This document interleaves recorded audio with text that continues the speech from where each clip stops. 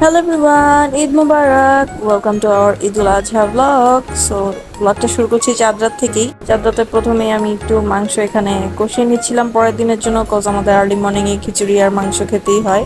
So সেটাই just একটু করে নিচ্ছিলাম, বাকিটা সকালবেলা করবো। সব প্রিপারেশন নিয়ে রাখলাম। আর এখন আইজ একটু ঘুমিয়ে যাওয়ার পর আমরা দুই মা মেয়ে একটু হালকা মেহেদি দিব। This is the first time চিন্তা করলাম জাস্ট হালকা একটু দেই, যেহেতু এর আগে রোজার ঈদে অনেক বেশি ছোট ছিল, করা হয়নি। তো এখন জাস্ট আমি পরের দিনের জন্য টুকটাক ডেজার্ট মেক করে রাখছি। এখানে আপনার গেস করেন তো আমি কি মেক করছি। এখানে আমি একটু জর্দা করে রাখছিলাম, এবার একটু ডিফারেন্ট কিছু করতে চাচ্ছি। আগে আসলে আরো অনেক বেশি ডিফারেন্ট করা হতো, বাট ছোট বেবি নিয়ে আসলে অনেক ডিফিকাল্ট কিছু করা হয়ে ওঠে না। সেবার সিম্পলি যেগুলি করা পসিবল সেগুলি করেছিলাম।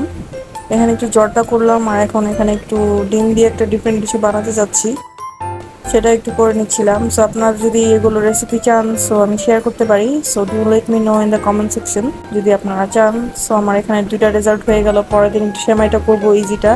তো একটু ডিফিকাল্টগুলো আগের দিন রাতেই করে রাখলাম, আর এখানে আলহামদুলিল্লাহ সকাল হয়ে গিয়েছে। চারিদিকে মাইক থেকে মাইকিং হচ্ছিল ঈদ মুবারক ঈদ মুবারক। সো ভালোই লাগছিল এটা, আর ওয়েদারটা খুব সুন্দর ছিল, একটু আকাশ মেঘলা মেঘলা ছিল। পরে একটু রোস্ট করার জন্য সকালবেলা এখানে চিকেনগুলো ম্যারিনেট করে রাখছিলাম, পরে যেন করতে পারি। আমি একটু আগে থেকে ম্যারিনেট করে রেখে দিই সুন্দর করে চিকেনের পিসগুলো। সেখানে একটু ম্যারিনেট করে রাখছিলাম, তারপর বাকি কাজ শুরু করে দিব। এখন আইজা এখনো ঘুমাচ্ছে। সেখানে আমি খিচুড়ির প্রিপারেশনটা নিয়ে নিচ্ছি, যেহেতু আমাদের মর্নিংয়ে খিচুড়ি আর বিফটাই খাওয়া হয়। আর কোরবানি বিফ তো রান্না করতে করতে একটু লেট হয়ে যায়, সো আমি আগে থেকে বিফ আনিয়ে রেখেছিলাম, সেটা একটু করে নিয়েছি, খুব সুন্দর হয়েছে। আর এখানে আমার খিচুড়িটা অলমোস্ট ডান। সো নামাজ পড়ে চলে আসলে এখন খেতে বসবে। ইন বিটুইন আমি আর আইজা শেয়ার করে নিলাম। সি মাশাল্লাহ, আমার বেবিটা ঘুম থেকে উঠে গিয়েছে আজকে সকাল সকাল। ইউজুয়ালি দেরি করে ওঠে, এর জন্য মেবি আগে আগে উঠে গিয়েছে আজকে। তো আমরা শেয়ার করে নিয়েছি সুন্দর করে। এখন আইজা বেবি রেডি হয়ে যাবে। সো সিম্পল একটা কিউট ড্রেস রেডি করে নিলাম, এটা আইজার দাদু দিয়েছে এবার। সো এটা পরে আইজা রেডি হয়ে গেল। মাশাল্লাহ, খুব সুন্দর লাগছিল, অরেঞ্জ কালারের ভিতরে একটা ড্রেস। সেটা আইজাকে পরেই নিয়েছি। আইজার পাপা এখন আসেনি, বাট আজকে একটু বিজি থাকবে।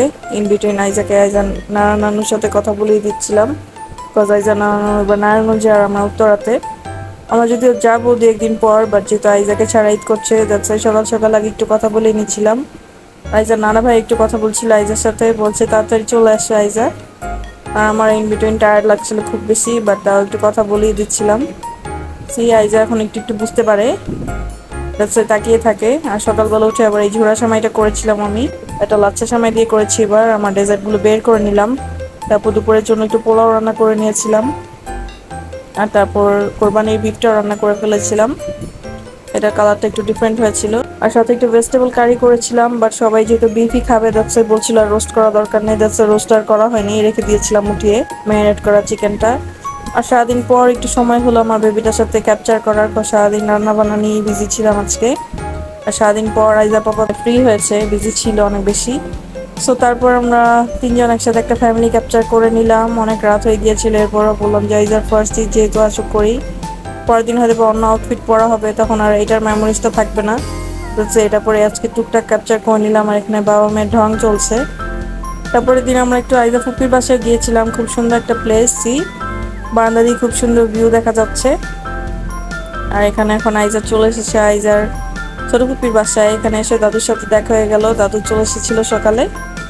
সি আইজার চোখে একটু ঘুমো ঘুমো ছিল, বাট আইজা ভাইয়াদের সাথে ক্যাপচার করছিল। এটা আইজার ছোট ভাইয়া আইমান, আর আয়ানও আছে। এখন একজন একজন করে সবাই ক্যাপচার করছিল আইজার সাথে। আইজাকে একটু পিঙ্ক কালার ড্রেস পরেছিল।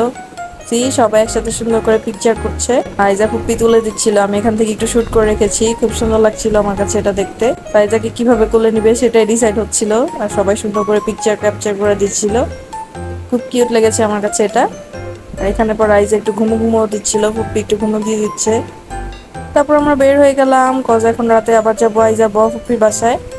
বাস পরের দিন আমরা নারায়ণগঞ্জ চলে যাবো। সো এখানে এসে আইজা ফুপ্পার সাথে কথা বলছিল।